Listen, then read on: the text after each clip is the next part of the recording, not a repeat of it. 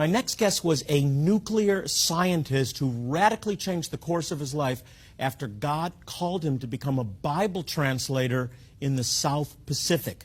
He's discovered some amazing revelation from both the scriptures and the ancient Jewish sages that may hold the answer to mysteries such as what happened to the lost 10 tribes and where are they?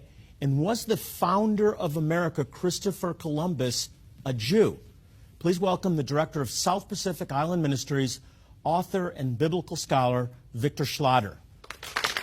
Victor, welcome back to Jewish Voice. Good to see you again. Been a long time. Have a seat. You're a linguist, you're a Bible scholar, and you've made some amazing discoveries. I want to talk about the lost 10 tribes because it's a theme that really interests me personally.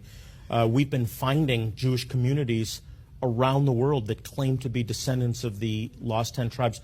Where did they go? Where are they? These forgotten ones, basically in the third world these days and all the way across the southern hemisphere. Well, the seed of Israel, truly scattered. Talk about the legend of Papua New Guinea. I think that's fascinating. Right. Papua New Guinea, as I said, 800 tribes. Now, they're all different, but the Highlands tribes probably have a lot in common. And this is where I first got into this stuff. I began taking Papua New Guineans over to Jerusalem and all over the place. The second trip, I was over there and I gave him an afternoon off, and I ran over to a friend of mine who was a photographer, and on the back wall of his little cubicle, his little office, he had all these pictures he had taken, didn't use, didn't want to throw away, and right in the center were 3 dark-skinned girls. And his name was Bud Burton. I said, Bud, where'd you get these Papua New Guinea girls? He says, they're not Papua New Guineans. They're Ethiopian Jews. Whoa. I come over there and I said, where are these girls from? I thought they were going to say Papua New Guinea. They shocked me. They said, this one is from Pangaea. That's about 75 kilometers from where we lived. This one's from Mendi. That's the Southern Islands capital, or the provincial capital. So they recognize them? They look the facial features. You can tell them they're different, but I wasn't born there, but I could tell a lot of them. And then this third one, we don't know. We don't recognize her. She must be from the coast. Anyway, I said, look, you guys, these are 3 daughters of one father born in Africa, and her father brought them to Jerusalem last year. And that's where he got the picture. And then he started telling me our ancestor was Avram Pamu. Now, you know, B and V are interchangeable in Hebrew. Avram, that's Abram Pamu. And I didn't know what Pamu was at the time. I found out later. Ramu.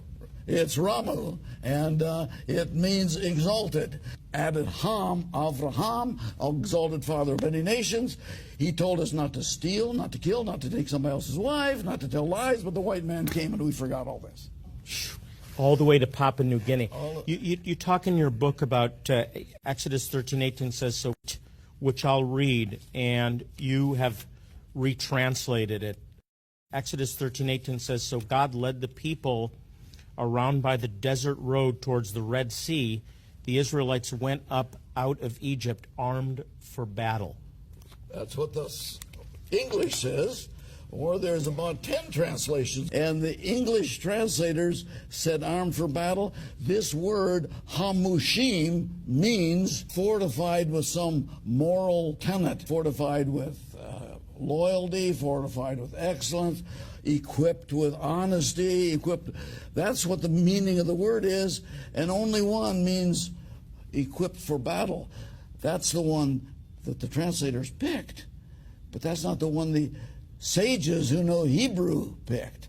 They picked a variation of that word. It's a variation of hamesh, 5. I am is plural. The plural of 5 in the thinking is 50, or also 20%, 1/5. And that's what the sages went for, saying, and this sounds like unadulterated heresy, only 20% left with Moses. They were from Goshen. So you're saying 1/5 left Egypt in the Exodus? Egypt. Which brings up a really interesting question for me. We've recently started working with the Lemba Yes. in Zimbabwe. You believe that they may be from Egypt, post-Exodus Egypt. I do. I give people the facts, the things that I found, go ahead and connect the dots. And so I think it's a pretty good chance that the Lembas came from that 80% that never left